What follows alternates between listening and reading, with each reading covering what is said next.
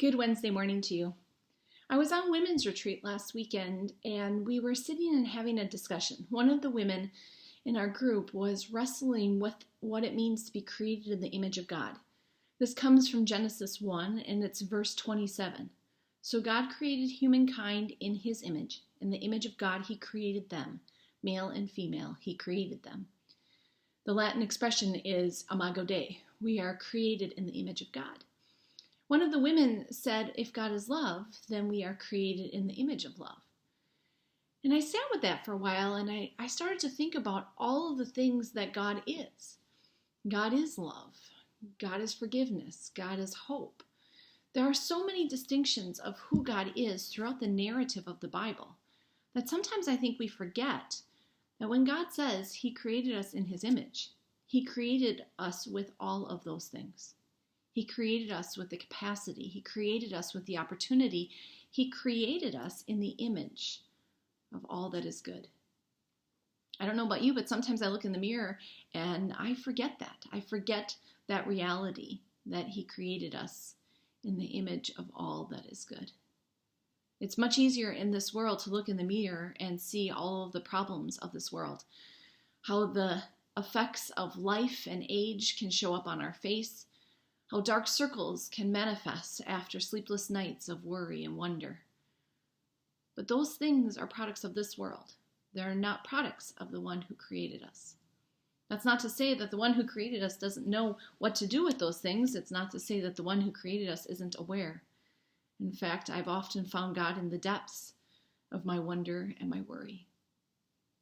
But to think about that, if God created you in his image, if God formed you out of the dust, breathed life into you, not just life, but the very spirit of his life in you, then what is that creating you to be today, tomorrow? There's a fascinating juxtaposition in Scripture that God both creates us and redeems us. In fact, Paul eloquently writes that you are a new creation each and every day. So if you are created in God's image yesterday, wouldn't it be the same today? Wouldn't you be recreated in God's image?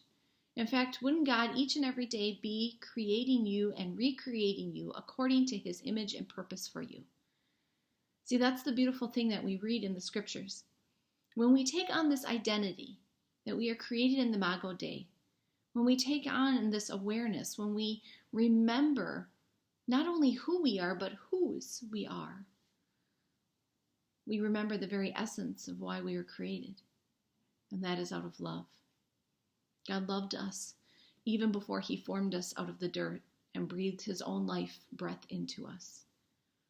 If that was true at one time in one place, it is true at every time and every place.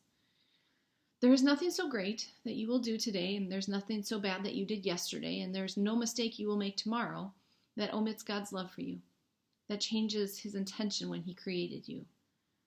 I think we all need to hear that, don't we? I know I do. So hear it again.